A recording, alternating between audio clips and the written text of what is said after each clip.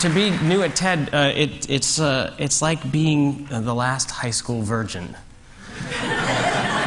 You know that all of the cool people are there doing it, and you're on the outside. You're at home. You're like the Raspini brothers, where you've got your balls in cold water, and you just play with your fingers all day, and then you get invited, and you're on the inside, and it's everything you hoped it would be. It's exciting, and there's music playing all of the time, and then suddenly it's over, and it's only taken 5 minutes, and you want to go back and do it again. But I really appreciate being here, and thank you, Chris, and also thank you, Deborah Patton, for making this possible. Anyway, today we have to talk about architecture a little bit, within the subject of creation and optimism. And if you put creation and optimism together, you've got two choices that you can talk about. You can talk about creationism, which I think wouldn't go down well with this audience, at least not from a view where you were a proponent of it. Or you can talk about optimization, spelled the British way, with an S instead of a Z. And I think that's what I'd like to talk about today. But any kind of conversation about architecture, which is in fact what you were just talking about, what was going on here setting up TED, small-scale architecture, at the present time can't really happen without a conversation about this, the World Trade Center, and what's been going on there, what it means to us. Because if architecture is what I believe it to be, which is the built form of our cultural ambitions, what do you do when presented with an opportunity to rectify a situation that represents somebody else's cultural ambitions relative to us, and our own opportunity to make something new there?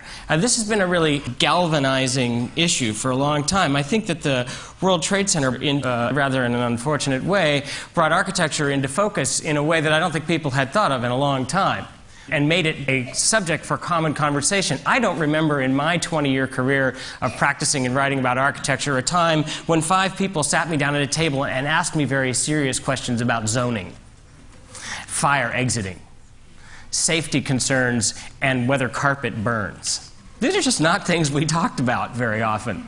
And yet now it's talked about all the time, at the point where you can weaponize your buildings. You have to suddenly think about architecture in a very different way. And so now we're going to think about architecture in a very different way. We're going to think about it like this. How many of you saw USA Today today? There it is. Looks like that. There's the World Trade Center site on the front cover. They've made a selection. They've chosen a project by Daniel Libeskind, the enfant terrible of the moment of architecture, child prodigy piano player. He started on the squeeze box, moved to a little more serious issue, a bigger instrument, and now to an even larger instrument upon which to work his particular brand of deconstructivist magic, as you see here. He was one of 6 people who were invited to participate in this competition after 6 previous firms struck out with things that were so stupid and banal that even the city of New York was forced to go, "Oh, I'm really sorry, we screwed up." Right? Can we do this again from the top, except use some people with a vague hint of talent instead of just 6 utter boobs like we brought in last time? Real estate hacks of the kind who usually plan our cities. Let's bring in some real architects for a change. And so we got this, or we had a choice of that. Oh, stop clapping. It's too late. That is gone. This was a scheme by a team called Think, a New York-based team. And then there was that one, which was the Libeskind scheme. This one. This is going to be the new World Trade Center. A giant hole in the ground with big buildings falling into it. Now, I don't know what you think, but I think this is a pretty stupid decision, because what you've done is just made a permanent memorial to destruction by making it look like the destruction is going to continue forever.